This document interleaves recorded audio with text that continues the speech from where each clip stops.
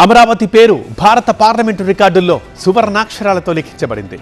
రాజధానిగా అమరావతి చట్టబద్ధత బిల్లుకి పార్లమెంటు ఆమోదం తెలిపింది.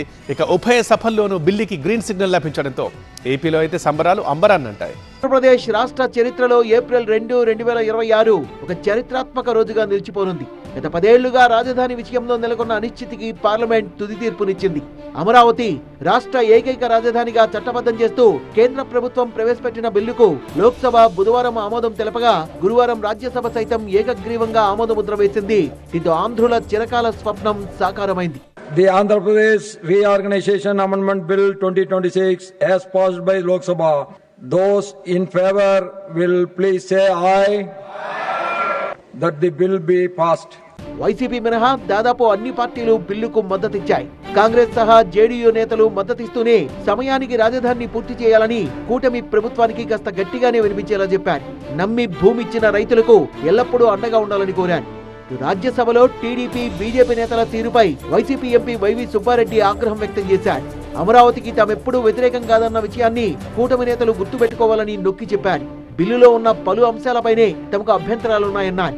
భూములిచ్చిన రైతులు నష్టపోయేలా ఫ్యూచర్ లో ప్రతి వ్యక్తికి 2 లక్షల రూపాయల అప్పు ఉండబోతోందన్నారు. వైవి ప్రసంగం ముగిసిన తర్వాత వైసీపీ సభ్యులు సభలోంచి వాకౌట్ చేశారు. How can they say that we are against Amaravati? Even now you are walking out. Sir.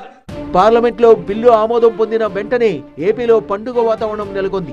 అమరావతిలో రైతులు, మహిళలు రోడ్లపైకొచ్చి స్వీట్లు పంచి బాణాసంచా కాల్చారు. ఇది రైతుల త్యాగానికి, మహిళల ఉద్యమానికి దక్కిన విజయమంటూ CM Chandrababu, deputy CM Pawan Kalyan సహా పలువురు మంత్రులు, ఎమ్మెల్యేలు హర్షం వ్యక్తం చేస్తున్నారు. రాజధానికి పునాది రాయి వేసిన ఉద్దండరాయునిపాలెంలో జరిగిన సంబరాల్లో సీఎం దంపతులు పాల్గొన్నారు. జై అమరావతి. రాష్ట్ర చరిత్రలోనే కాకుండా దేశ చరిత్రలో సువర్ణ అక్షరాలతో లిఖించదగ్గ రోజు ఇది. చరిత్ర ఉన్నంత వరకు అమరావతి చరిత్ర ఉంటుంది. ఆ చరిత్ర ఉన్నంత వరకు రైతుల చరిత్ర అమరావతి చరిత్రలో శాశ్వతంగా మిగులుతుందని చెప్పి కూడా నేను మీకు తెలియజేస్తున్నా. మొత్తంగా చట్టసభల నుంచి రాజధానిగా అమరావతికి గ్రీన్ సిగ్నల్ వచ్చింది. ఇక చూస్తారుగా అభివృద్ధి అంటే ఎలా ఉంటుందో అని కూటమి ప్రభుత్వం కాలరెగరేస్తోంది.